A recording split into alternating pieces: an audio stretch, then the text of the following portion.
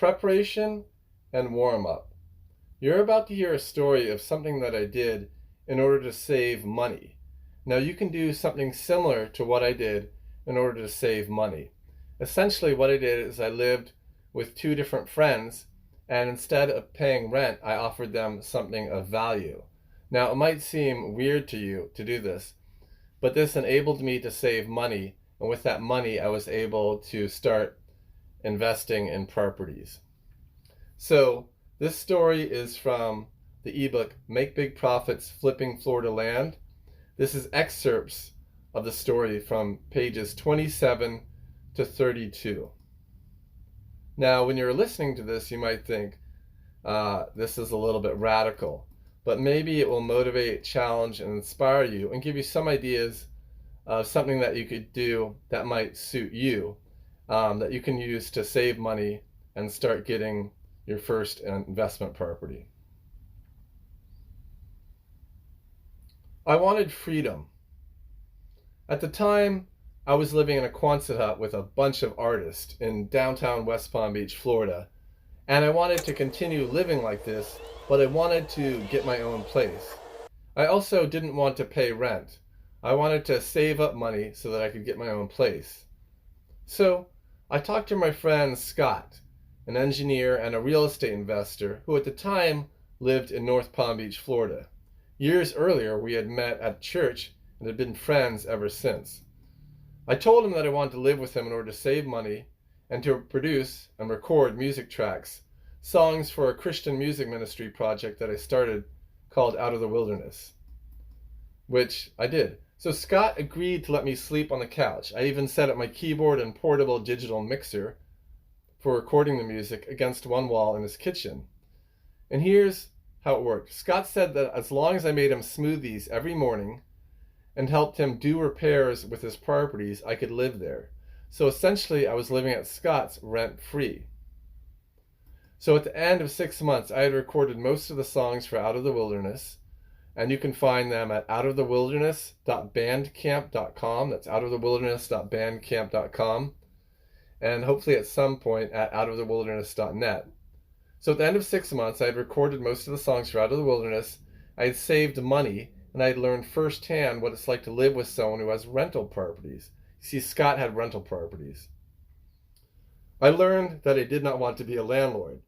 Scott rented out duplexes to tenants, and I saw that it was a full-time job.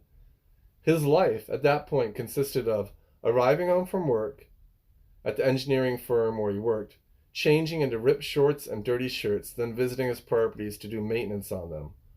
Often I would help. Usually we didn't return until after midnight. The work was physical. We lived in one of Scott's duplexes and often did repairs in the others. I remember using a sledgehammer to help smash out bathroom tiles, then heaving a toilet into the bathroom while we both fastened it to the floor. Sure, he might have made solid income flow from his properties, but was the trade-off worth it? Every night running from property to property fixing things? Soon after recording most of the music for Out of the Wilderness and feeling the need for a change, I moved out of Scott's place. What I learned from living with Scott is this: being a landlord can be, and with him, it was a full-time job. There's got to be a better way to make long-term profits. Later, I found out there is a better way. Coconuts as currency. Sometime later, after moving out of Scott's, I received a call from David, a Bahamian-born entrepreneur and musician. He was an interesting, somewhat enigmatic fellow who I had met years earlier in downtown West Palm Beach, Florida, and had done work for, assisting him with maintenance, usually painting or carpentry, on his investment property on Dixie Boulevard in downtown West Palm Beach. David was calling from New York. It was nighttime, and he had an urgency in his voice as he told me that someone had broken into his building on Dixie.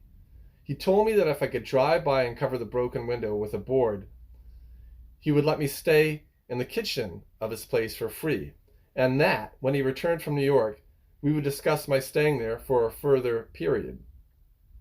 David owned 3 buildings on Dixie. The big 2-story building he had sold. Beside it sat 2 smaller 1-story buildings. The 2 smaller buildings were fenced. One of the smaller buildings in the back housed a kitchen and bathroom with a shower. The smaller building in front consisted of David's living space, several rooms, a music studio, a bathroom, a living room. Anyway, David calls me from New York City, an urgency in his voice, and says that his building got broken into. He wants me to go there and check it out. So, somewhat cautiously, I drove to his building, parked, and wandered to the front door of the smaller building in the back that housed the kitchen. Noticing the broken window on the door and bits of glass all over the ground, I walked the premises carefully to see if any other buildings had gotten vandalized. Even though the windows had been broken, bars were framed in front, preventing anyone from entering. My guess is that someone had broken the window, then tried to put their arms through and unlock the door from the inside. Long story short, a cop arrives and I'm on the phone with David. So he talks to the cop, explaining that I'm a friend.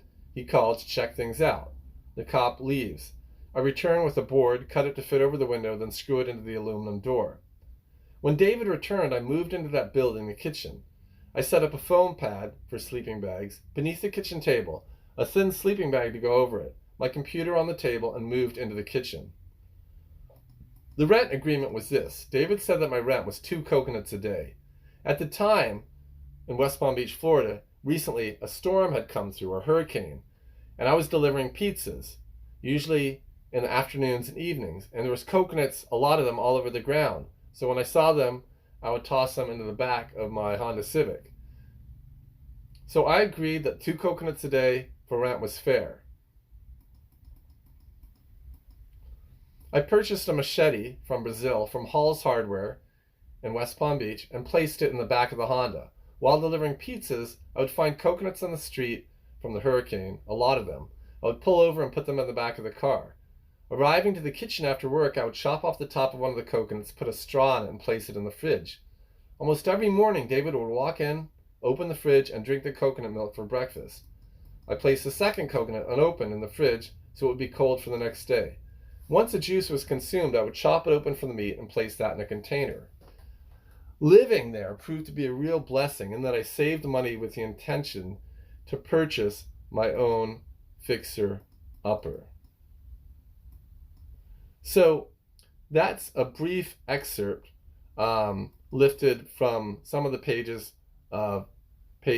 27 through 32 of Make Big Profits Flipping Florida Land ebook that shows you how I lived differently in order to save money to get my first investment property. The reason why I'm sharing this with you in the video training module is to let you know that you can probably find some place to live for free. Now, will there be a work exchange in exchange for the rent? Probably. But think about it. Think about where you live. Think of how you can maybe live with a family member or a friend or an acquaintance who needs help of some sort. Maybe they need help driving. Maybe they need help for 1 or 2 hours a day. But if they let you live there rent-free and you're able to hold a part-time job or even work from their place, imagine the amount of money you can save. And you can use that money to get started finding, buying, and flipping properties in Florida or anywhere else and resell those properties for a profit. And you can also use that money to get started learning how to make money online so that you can work from anywhere in the world. So I hope this inspires you in some way.